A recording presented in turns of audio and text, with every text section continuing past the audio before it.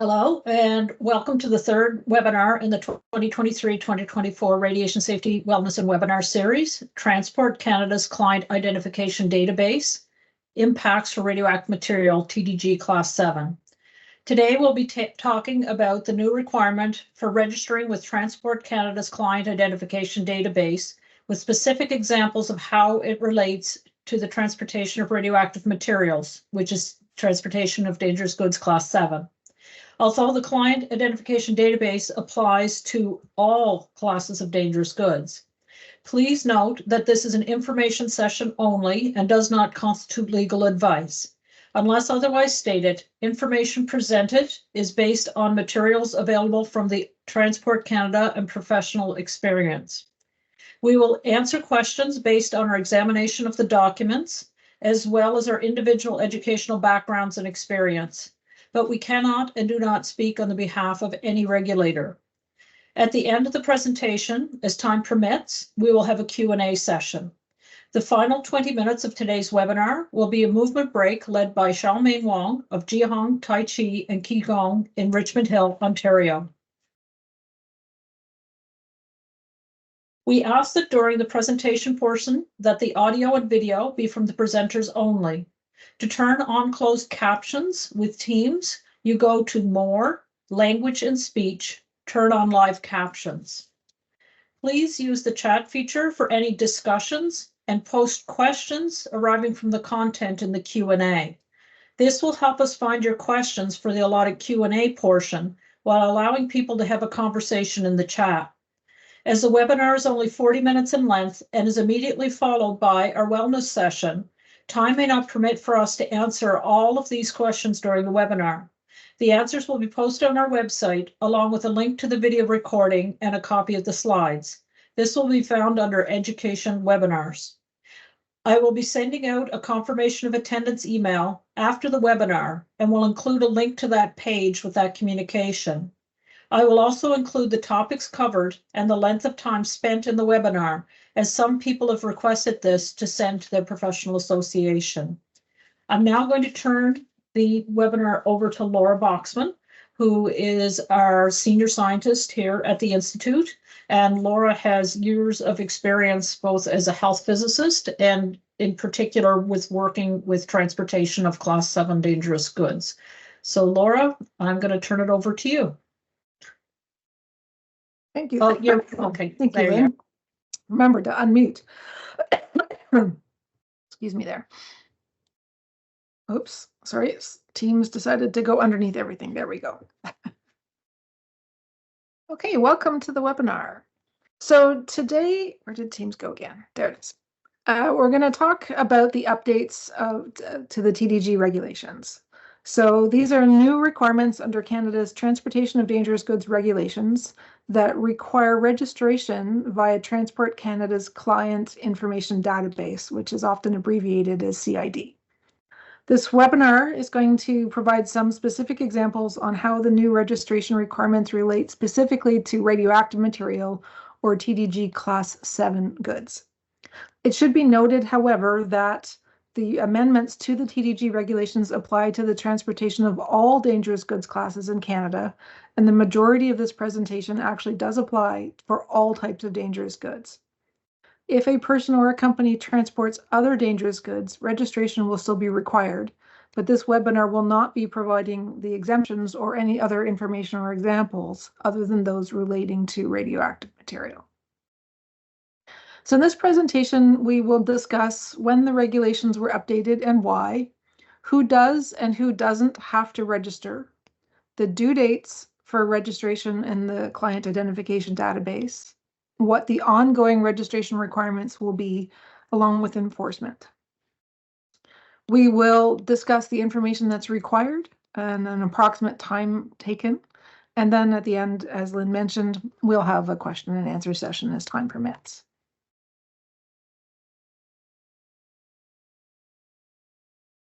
So an amendment to the Transportation of Dangerous Goods regulations was published in the Canada Gazette on October 25th, 2023. This amendment created a new requirement for registration with Transport Canada's Client Identification Database, or CID, for those who import, offer for transport, handle, or transport dangerous goods at a site located in Canada. These registrations require administrative information as well as information about the dangerous goods and the operations. The needs for these changes was identified in 2006 due to a self-assessment that Transport Canada did of the Transportation of Dangerous Goods program in Canada, as well as a 2011 audit of TDG conducted by the Office of the Commissioner of the Environment and Sustainable Development. Both of these had the same observations, that Transport Canada did not have sufficient information to understand the risks of some premises and operations, or the means to collect such information, and also that Transport Canada didn't have the tools required to assess risk and properly evaluate priorities for a risk-based oversight program. So following that audit, the Office of the Commissioner of the Environment and Sustainable Development recommended that Transport Canada develop and implement a national risk-based program to prioritize its inspections of sites operated by persons involved in dangerous goods activities. A further report done in 2020 included more formal recommendations, such as the improvement of the national risk-based system to prioritize its inspections and the development of a database of the transportations of dangerous goods community. As a result, Transport Canada requested and obtained budget funding to move forward with the database and the regulatory amendment, which is now Part 17, Site Registration Requirements. It should be noted that the regulation amendments only added the requirement for the registration. This amendment to the regulations that was done in October did not change the controls that are required. So the new regulatory requirement to the transportation of dangerous goods regulations in Canada now requires that persons who import, offer for transport, handle, or transport dangerous goods at a site located in Canada that they own or operate be registered in a new registration database. Now, there are a few exceptions that we'll go over. And it also requires that all registered persons provide administrative information and information concerning the dangerous goods and operations. So the client identification database is just that. It's a database for persons or organizations involved in dangerous goods activity. It's intended for Transport Canada to obtain information to ensure public safety with respect to transportation of dangerous goods in Canada. This way, they will know who is importing, offering for transport, handling, or transporting dangerous goods in Canada. Basically, they're going to know the what, when, and how, so that they have the information to mitigate risks. The client identification data allows persons to register. Now, persons is in quote on our slides because if you look under the Act, person references both an individual and a corporation. So corporations and or persons may register in the database and provide the dangerous good information for their activities. There are no charges, nor are there fees to register in this database.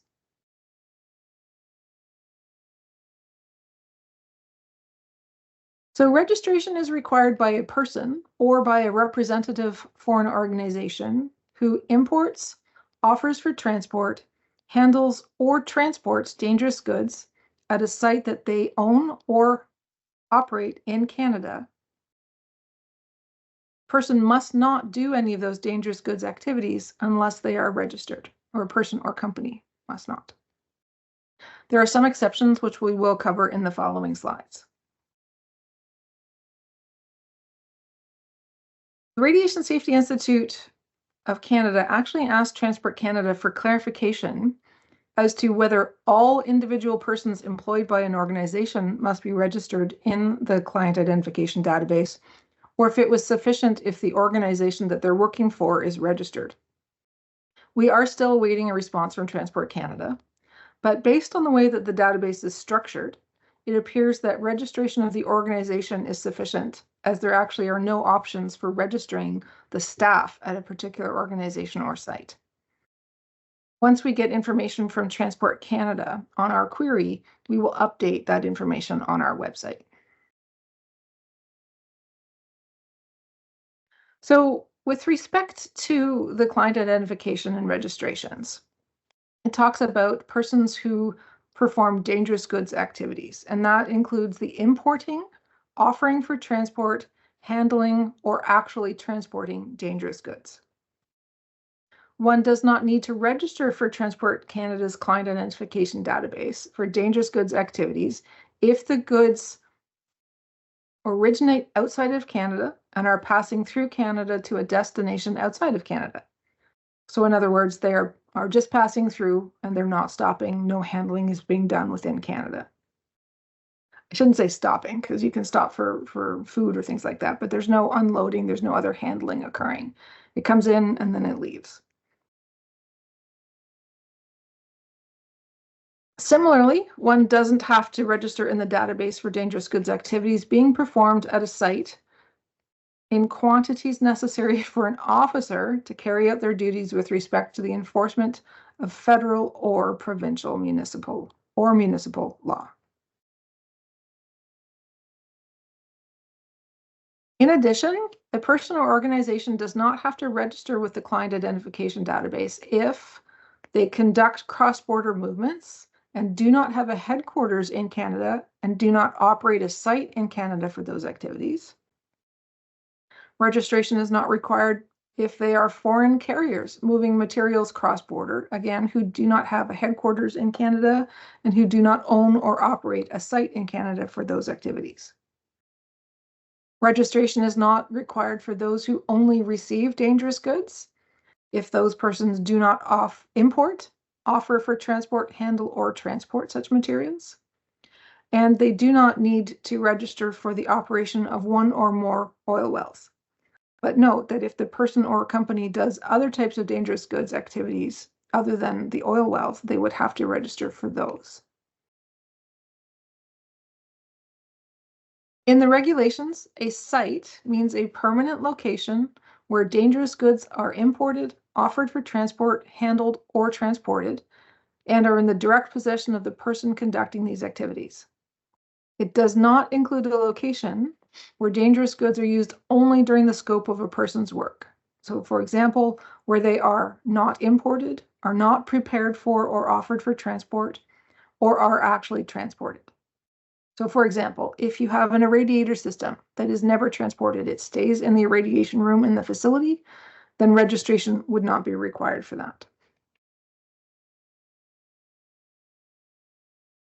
Exceptions specifically for radioactive material, or TDG Class 7, are on this slide and the next. First of all, you do not need to register if your dangerous goods activities are based only on the transportation of accepted packages, provided that they meet all of the requirements for accepted packages under the CNSC's Packaging and Transport of Nuclear Substances regulations. So long as each accepted package is accompanied by the required shipping document, which includes the UN number and the proper shipping name. So if the accepted packages are all that you transport and you're meeting the requirements of the Packaging and Transport of Nuclear Substance regulations, registration with Transport Canada's client identification database is not required. Similarly, or in addition, I should say, you do not need to register if you are transporting people or animals that have radiopharmaceuticals that have been injected or ingested. So, for example, for nuclear medicine diagnosis or for treatment of cancer.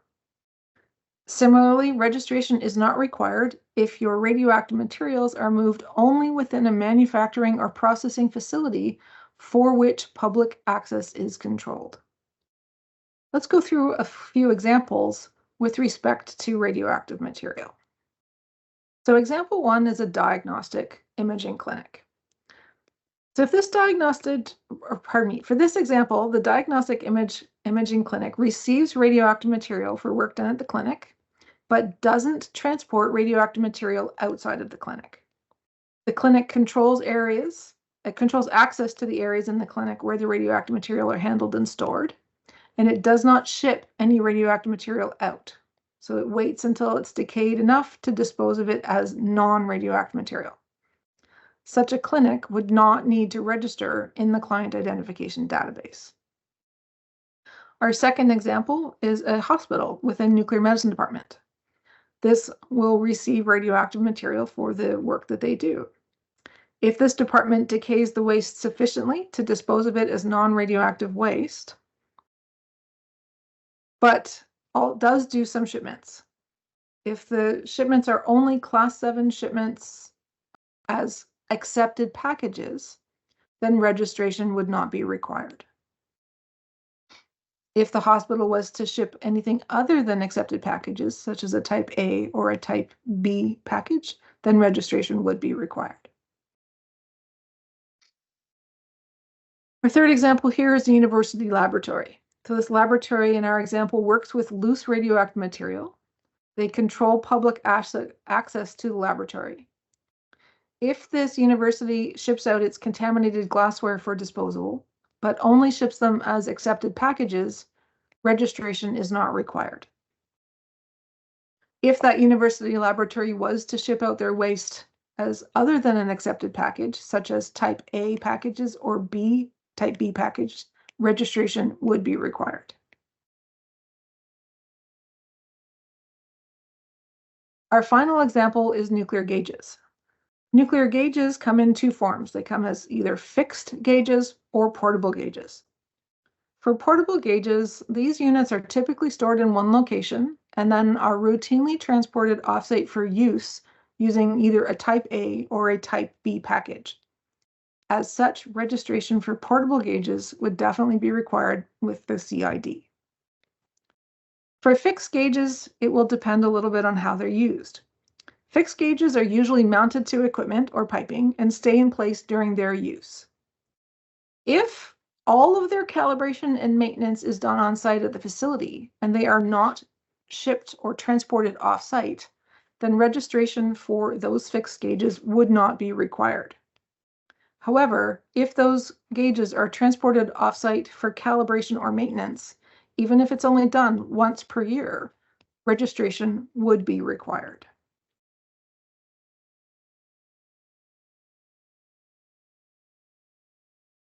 Persons have up to 1 year after the regulations came into force to register in the database. So the deadline for registration is October 25th of this year, 2024.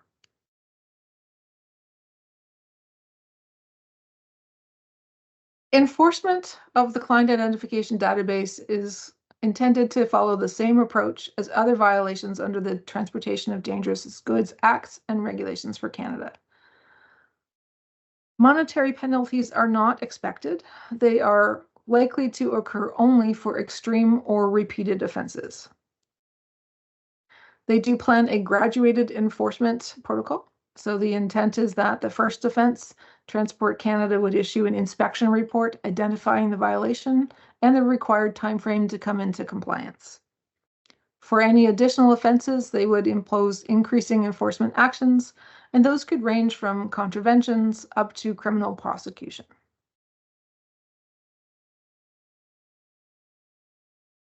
All right, moving on to the database itself and what type of information is required. So this slide and the next will cover the information that you should have available when you are ready to register. First of all, you will need information on the organization or business, including the Canada Revenue Agency business number. If the business does not have a CRA number, you will have to enter a justification as to why it does not. When you enter a CRA business number, it will pull all of the information on that company from the Canada Revenue Agency database, including the legal name and address. If those are incorrect or have changed, you may update those in the registration process. This would be the primary business address or the address of the headquarters of the company. If there are additional places that transportation of dangerous goods handling or such occurs, then there's a place to add those later. Transport Canada also asks for the North American Industry Classification System code for the company, but this is voluntary and is not a required field. So if you don't have that number or you don't know what it is, you can still register. Each registered company must provide a designated contact person and an alternate contact person. And for each, their phone number and email addresses must be provided. Once the company is registered, you would enter the sites at which dangerous goods activities occur, and you may enter more than one site. Detailed information for each site at which dangerous goods activities occur is required to be entered. This will include dangerous goods activities includes importing, offering for transport, handling, and actually transporting such goods. For every site of the company, one must enter the address of the site, the modes of transport used, and you can enter more than one as applicable, the classes and divisions of dangerous goods that are performed at that location. Now note, for radioactive material, there are no classes or divisions, but if you have radioactive material and other classes or dangerous goods provided, you should list more than one, and you would pick the right class and divisions from their dropdown.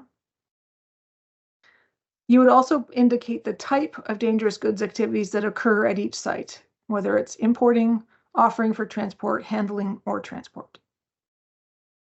There is no need to provide details or statistics on your transportation. So you don't have to provide things such as the numbers of packages sent or the numbers of shipments sent. It's simply where it occurs, the type of transport, the type of goods, and the type of dangerous goods activities.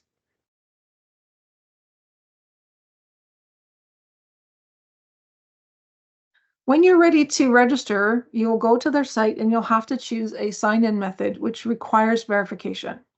The two options for signing in are using a GC key from the Government of Canada or using a Canadian online banking service login, should you decide to do so. If you do not have a GC key, you can click on the option below to obtain one.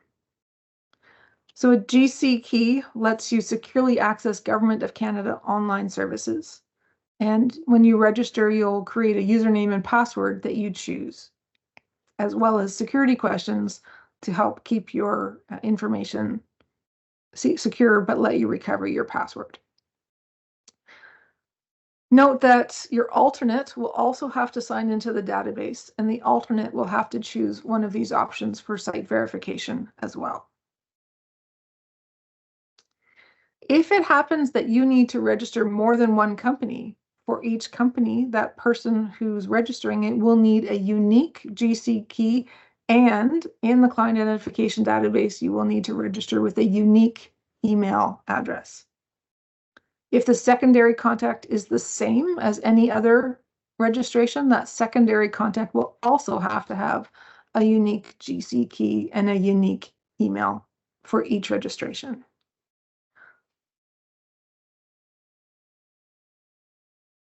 The client identification database has a wizard that will guide you through the steps of registration. There are 7 steps, including starting, which is the initial verification of the person, the entering of the organization information, the entering of the designated contact persons and the alternate contact person, entering the North America Industry Classification System code, if you choose to do so, and then reviewing the organization summary for correctness. This was followed by the entry of the sites, and for each site entering the modes of transport, the classes of dangerous goods transported from those sites, and the types of activities. At the end is a final verification step. Once that final verification is completed, the system will send an email with a summary of the registration. Transport Canada also has an online user guide that is quite helpful and fairly detailed. If you have more than one site, the client identification database offers a bulk upload option, which is convenient if you have multiple sites. You don't have to enter them using the interface one at a time. In order to use the bulk upload option, you would download a spreadsheet to fill in and then upload the site information. An example spreadsheet can be obtained ahead of time and filled in from Transport Canada's website. However, note that during the registration process, a unique spreadsheet will be created for you to download. So once you download that unique spreadsheet specifically for your registration, you can then fill it in and upload the information. So it may be convenient to download the example ahead of time and have it pre-filled in, and then upload the one specifically for your registration and just copy the information over. The bulk upload option is definitely convenient for companies that have multiple sites, which would be tedious to enter one at a time via the database. During the upload process, if there is an error because of incorrect information in the spreadsheet, an email will be sent and provide information on that. The procedure on the client identification site is quite detailed for the bulk upload and has suggestions on how to fix common upload errors. After you have finished your registration, you will have a client identification database dashboard when you log in. Things you can do from the dashboard include, but are not limited to, changing the organization's information, such as the legal name and address, and managing contacts, noting that you must keep at least one alternate contact in addition to the primary contact. From that, you can also resend an invitation email to a previously added contact if they've lost it and cannot log in. When you enter your sites, note that the address provided for the site can only be changed within the first 24 hours after it has been entered. Other information can be changed at any time, but the physical address may only be entered within the first 24 hours. If the address ended up being incorrect, or if the if the work moves from one site to another, a new physical address, then you would have to disable the first site that had been entered and create a new site. Sites can be given use names to make it easier to keep track of them. Also, from the client information database dashboard, you can do your annual renewal, and there's an option to access the online help. So the annual renewal is that every year, within 30 days of your initial registration anniversary, or in other words, 30 days from the date at which you do your initial registration, you are required to perform a verification of your registration. This includes either verifying or updating the registered information, such as the business information, the location, for example, the contact persons and their contact method, the sites, and for each site, the types of transport and classes and types of dangerous goods. Choose your registration date carefully considering this. For example, if the company is often shut down or very short-staffed in August, then performing your initial registration in August would not be a good idea because your renewal date would become every August. In addition to the yearly renewal, registration with the client identification database requires an update of the administrative information, such as the contact persons for the company, within 60 days of when such a change occurs. There is a lot of resources that Transport Canada has put into place that can be accessed, and this is just a small list and will be available once we post the slides on the website. So we've got a link to the amendments to the regulations, Transport Canada's main client identification page. They have frequently asked questions, a questionnaire, which will help you to determine if you do need to register or not, as well as a user guide and contact page.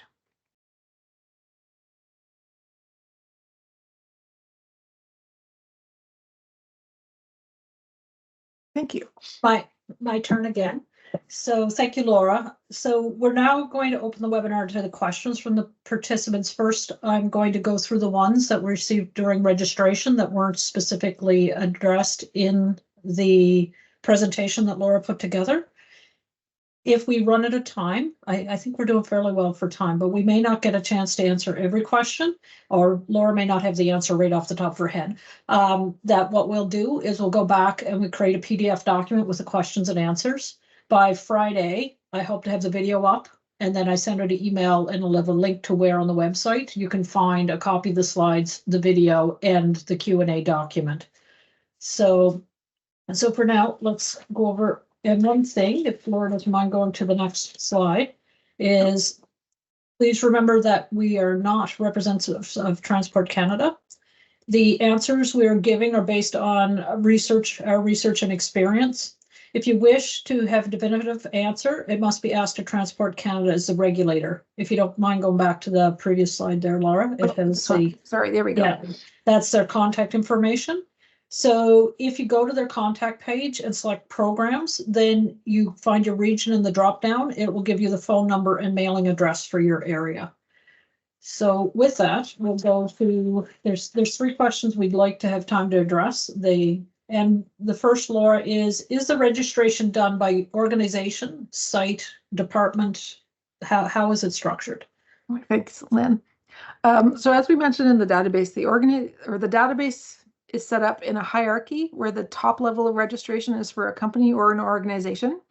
And then underneath the company or organization, one would enter and create site or multiple sites as needed. And then for each site, you would provide the dangerous goods activities information for site. So it's based on company overall.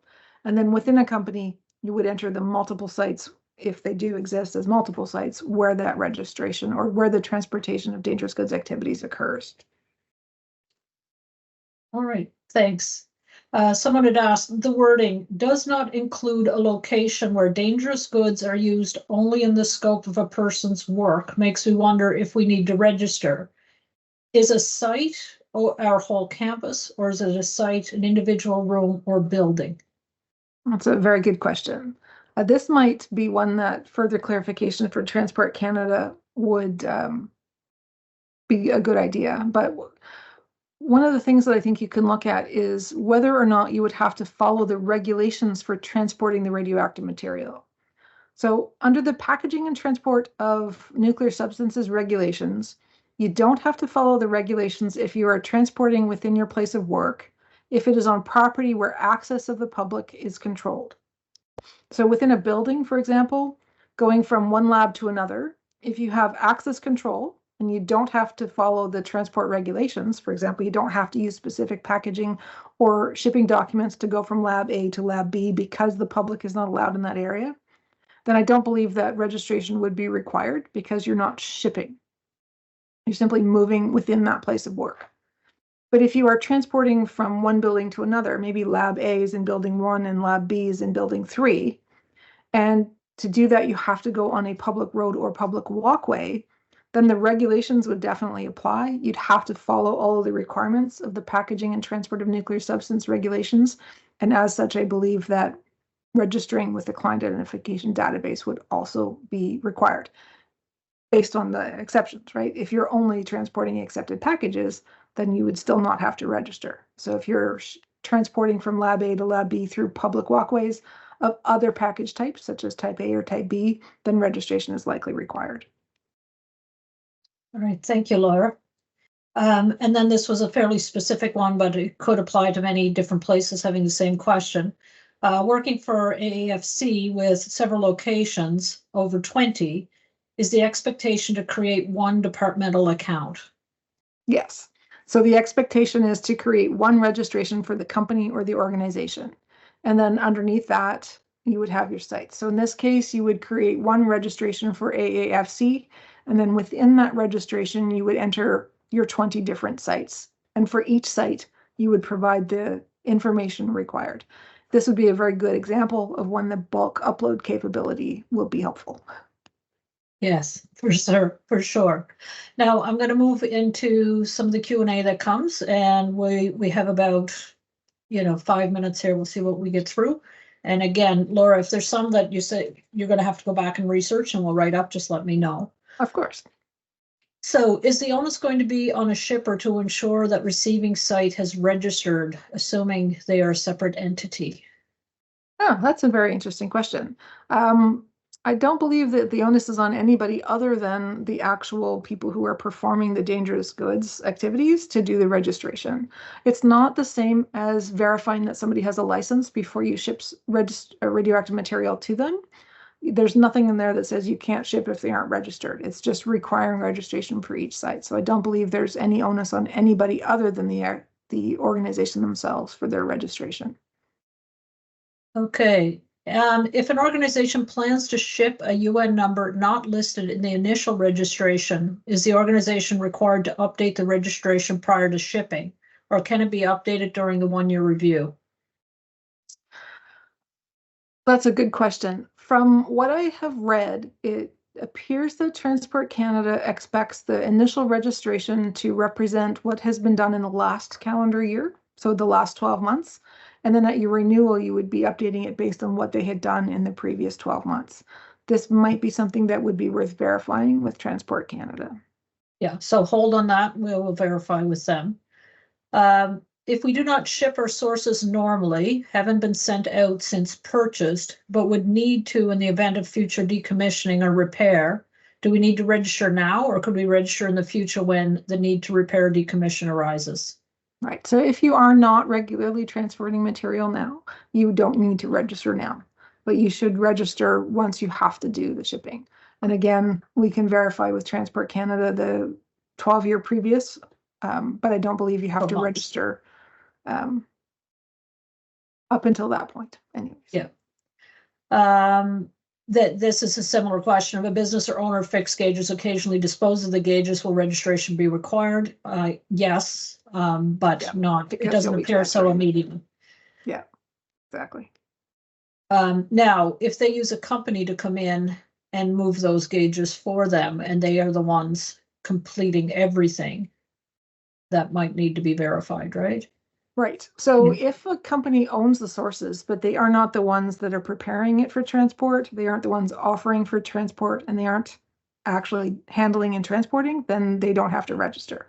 So if you bring in a consultant and the consultant is register or offering it for transport, doing all the handling, which means doing all the packaging and preparation, as well as the paperwork, then the company who's hired that person to do it doesn't have to register. They're not the ones who are doing the dangerous goods activities. Okay, great. Yeah, and someone's asking, what about transfers? If I ship sealed sources to another company and transfer the source to their license, do I need to register? So that's going to depend on how you have to ship them. So if you're shipping them as an accepted package, then no, you don't have to register. But if you are shipping them as a type A or type B package, for example, then you would. Okay. Can you add, remove classes of hazardous goods after the initial registration? Yes, you can. The client identification database can be accessed anytime, and you can go to any of the sites and update the information and or remove sites, add sites, that sort of thing. Yeah, you just said you can't change the physical address of a site. You could just That's correct. Add a new one and take it off, but everything else can be updated. That's correct.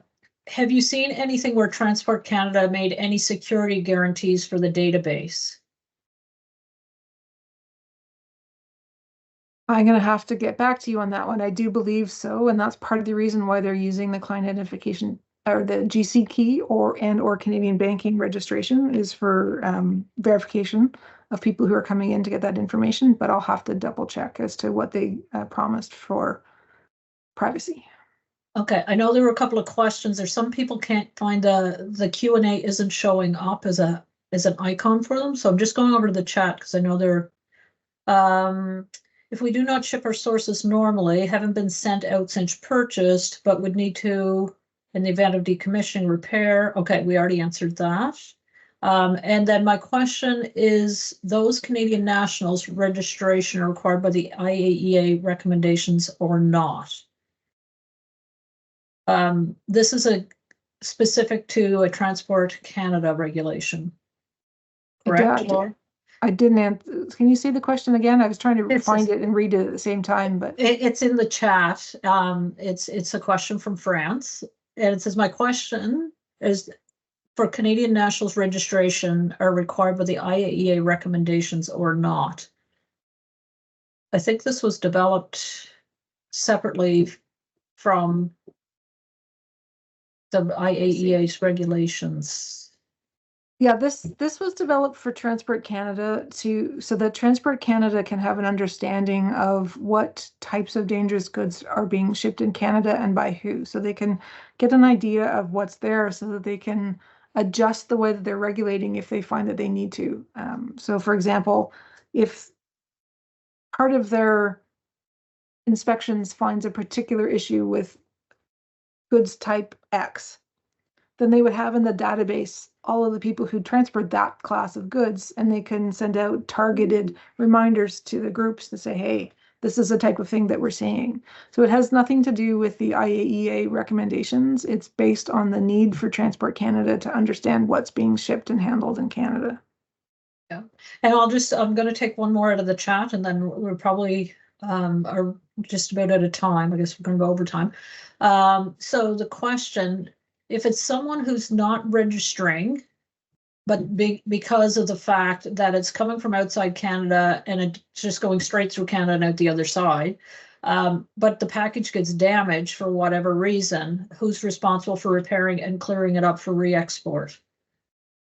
Oh, that's beyond the scope of this presentation. This presentation is specifically about registering with respect to Transport Canada's client identification database.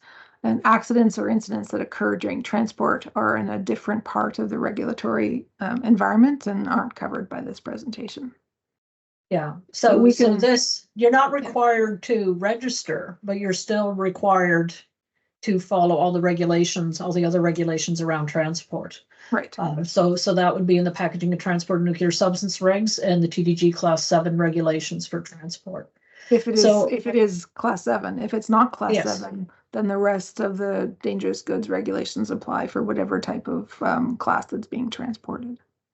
Yeah. So we're at the end of the time. We do have more questions there, and Laura and I will take them away. And for some, there are some still that we have to ask Transport Canada. Ansel, you have your hand up. Did you want to ask something out loud? Oh, no, it went away. Okay, so thank you. So we're going to take those questions away. We'll post the answers and send the link out before the end of the week. So Laura, if you don't mind going to the next slide. I do Hi. not. Oh, sorry. There you are. Yeah. Hi, I'm Anshul from UAE. Yes. I would like to know, apart from registration process, apart from registration of sources, do we need to obtain a license like what we do here in UAE? Like, how is it in Canada? We have other webinars and things like that on that topic in terms of that. But basically, yes, if you have nuclear materials in Canada over what is called an exemption quantity, that you do have to have license with the Canadian Nuclear Safety Commission. So this is very specific to a new requirement to register for dangerous goods, but there is a whole licensing process that's required in Canada. Okay, thank you so much. Thank you. No problem. And you can always send us an email if we go to the next slide. And I can send you some links. So if you give an email for just general questions, we do have a free information service. If it's a 15-minute, half an hour look up of something, send resources, then so like that. If it's a larger thing, it's a consulting project.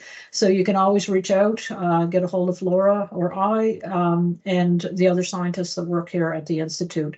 So we really thank you for listening and coming today. And as I said, we do have quite a number of free resources on our website, on our YouTube channel, and our Facebook channel. So with that, I'd really like to thank Laura for coming and doing the research into it today and sharing that with everyone.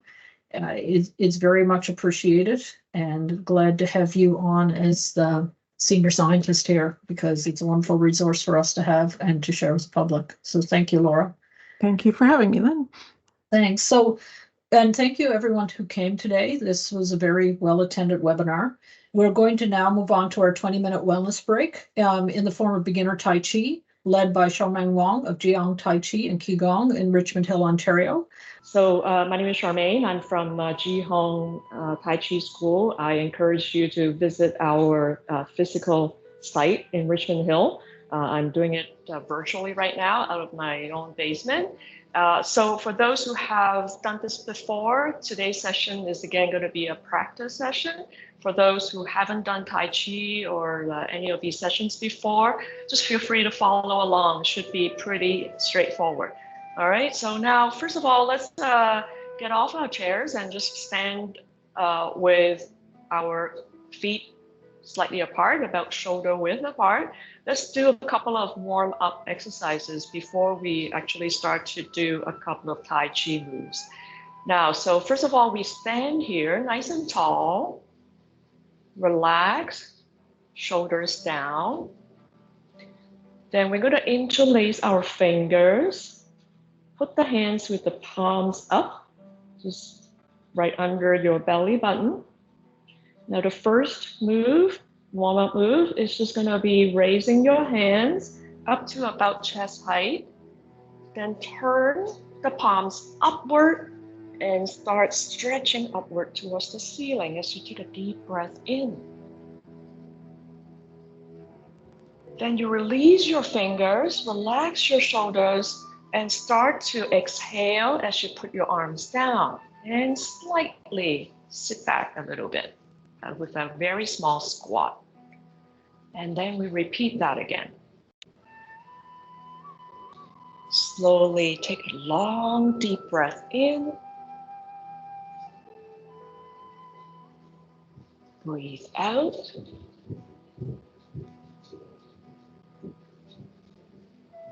Repeat.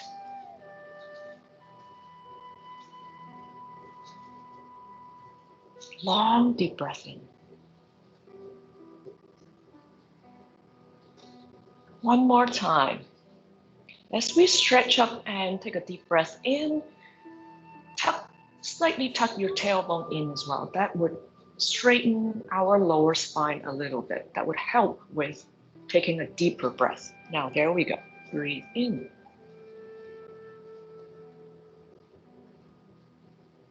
Breathe out. Let's try to do that one last time. Breathe in. Breathe out. Breathe out is just as slow as breathing in, or even slower. All right, now we can stand back up and get ready for the second move. If you like, you can also move your feet slightly a little bit, and then we can get going. With your feet shoulder width apart again, let's do the second warm-up move. Now just extend your arms a little bit in a big V shape, not completely 180 degrees. Reach up to the ceiling with your fingers, then turn the palms towards each other and start to sit down a little bit, lowering your shoulders and elbows. And then stand back up as you continue to let your arms drop all the way down. And let's do that again. And you can also breathe in from here. Turn the palms towards each other. Relax your shoulders and elbows and sit down and breathe out. And stand back up again. Let's just do that a couple more times. Breathe in. Breathe out. And stand up. One last time. Breathe in. Keep everything relaxed. You stretch outward, but don't stiffen any of your limbs. Okay, now we can stand back up. All right, now after a couple of these warm-up moves, we can actually do some real Tai Chi, right? So let's start with practicing or reviewing our lower body stances. The very first one, very important to Tai Chi or even other martial arts, would be our horse stance. So how do you do your horse stance? Now we can do it together. So we can have the feet at least shoulder width apart or slightly farther if you are more fit. Then what you want to do is you can squat a little bit. All right, you can put your hands on your hip for now. And let's rise back up for now. And then we go down again. Now, the important thing is you make sure that it's not just your knees that are bending. You need to sit back with your hip. I'm going to show you a side view. So what it looks like is that these joints need to be bent and you need to sit back. And let's come back up again. Let's do that again. And this time we're going to hold there for a little. At this point, you can also check your posture. Hopefully you're not leaning forward or backward. So what you want to do is feel that there is a string attached to the top of your head and the rest of the body drops down. Now come back up. Let's do that one last time. And we're going to practice the real move. Sit down again. And come back up. Okay, now with the horse stance, we can actually start doing cloud hands, which is one of the more famous Tai Chi moves. Cloud hands, or waving your arms like clouds. So the clouds are floating on the sky, right? The top hand looks like clouds floating. Now let's just try to sit down a little bit with the horse stance, and then we're gonna put one hand up. If you like, you can have me as your mirror image, whichever hand you feel like, maybe your left hand. Let's go this way. Whichever hand is up, you are going to move the weight to that side. And then we're going to switch to the other side and move back your weight to that side. Let's do that again. Switch your hands, move to the side where you have your hand up. Switch. And then move back to the side where the hand is up. Now this time, we would be a little bit more conscious of moving weight as well as slightly turning towards the end, turning your body to that side. And then as after we switch, we go back this side. Again, for all Tai Chi and Qigong moves, we like to do them nice and slow, relaxed. Let's do that one more time on each side. Your legs might start to be tired. And let's just do that one last time on this side. Okay, now we can relax and stand back up. Now this time, instead of standing in your original position and just shifting weight, we're actually going to step sideways, all right? Whichever side we're going to step towards is the side where we're turning our body or where our hand is up. So I'm going to move a little bit to the side, and then we're going to move back to this side. All right, now so do that again. Sit down a little bit. Have one hand up. Now we're going to step a little bit so that we have more space to move. Then we move towards this side. We switch our hands and then take this other leg back to closer to the other leg. And then we're going to step one more.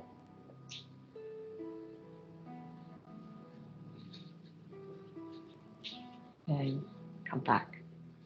All right, now I can't see myself, so in case I run out of the camera, I'm going to go back this way. All right, so now again, step, switch, and step, and turn. Switch, and step, and turn. Switch, and step, and turn. Maybe one more. Step, and step. All right, now we can stand back up. Now this time, we're gonna do the steps so that if you haven't been, so that our steps are lighter. So we're gonna pick up our feet softly and place our feet back down softly. If you have been already doing that, great. All right, so let's practice that again. All right, now we're gonna go this way. So let's put this hand up. So lift the leg softly, put it down softly, and move. Switch your hands, pick up that leg softly, Put it down softly and back. Let's do that a couple more times.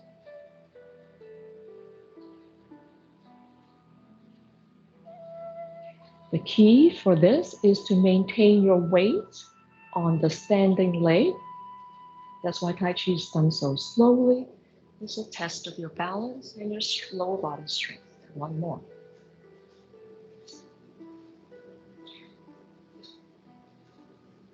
Let's go back, the other side, step. And then we can do another move.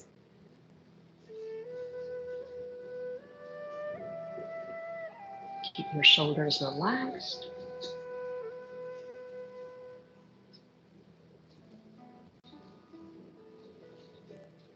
And one final step.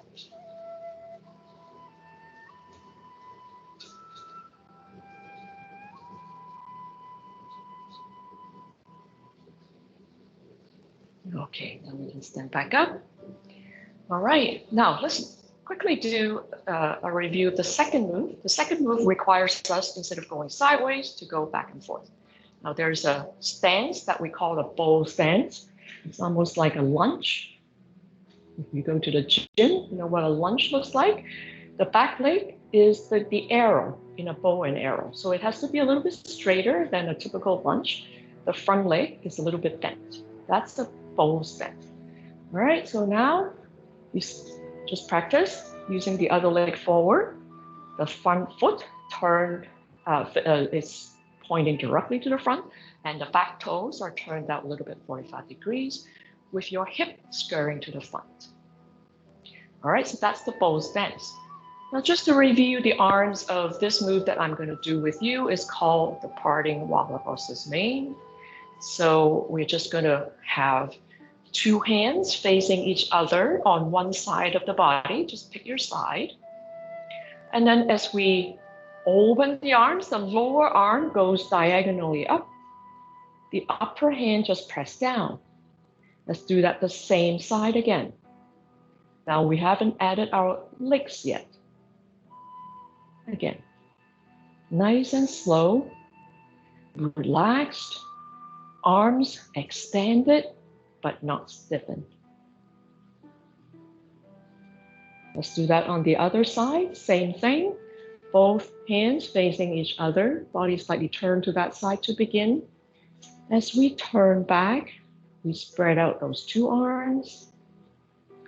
Let's do the same side a couple more times. Relax. Imagine the circulation through the whole body, especially the arms. One more time.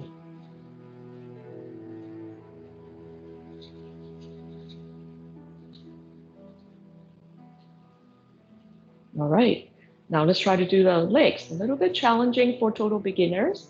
Now let's start with, let's say we're gonna start on the same side that we just finished with. All right, so we move our weight to that side, and then we step the other foot forward to start off that bow stance that we just talked about. As we move our weight to the front leg, we spread our arms and do what we just did. Let's do the same side again. So take that front foot back, and let's do that again. Sit on that side that you are holding ball. We call this whole ball. Step forward. As you move weight, you open those arms and relax. One more time on the same side. And we're going to do it the last time on this side and move on to the other side to finish.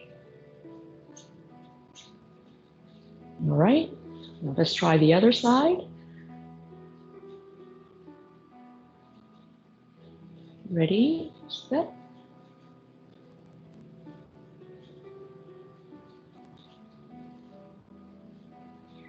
You can pick up the foot back, and let's do that again.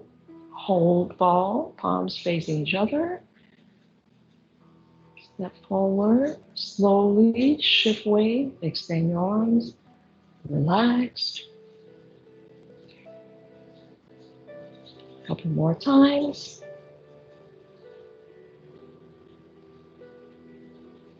Ready? Now again, softly with your feet. So pick up that foot, slowly drop it down, and extend. One last time.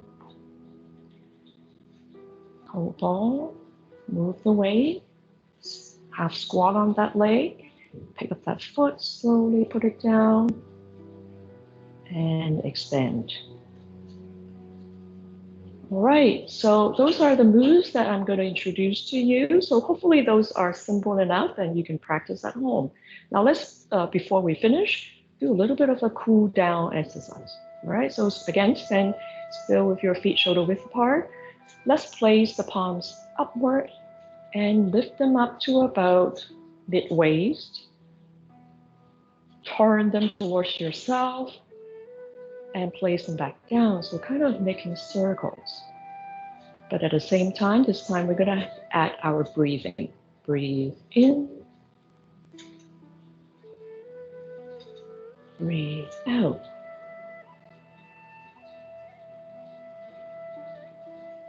One more time.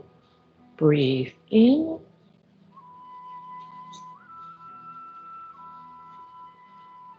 Breathe out. Okay, so that's what we have here. So hopefully you enjoyed the session, and I'll pass it back to Lynn. Thank you, Charlmane. We really appreciate you taking the time to join us to help us have a movement break, because it is important when you sit at a desk all day, or if you're doing repetitive things, to move in a different way. And I think Tai Chi is great in that it helps with the balance and the core strength and breathing and so many things. So thank you. Thank you to everyone that were able to stay to the end. I know that other people, I saw some people drop off at 1 o'clock, but appreciate everybody that could stay. And we'll be having other webinars coming up soon. So hopefully you can join us again. So with that, I'm going to say goodbye, but don't forget you can email us with questions and things anytime. And if you do wish to get in touch with Laura, you can just email ask for Laura, or if you wish to be in touch with Charlmane, you can write me and I'll put you in touch. Thank you then. Bye.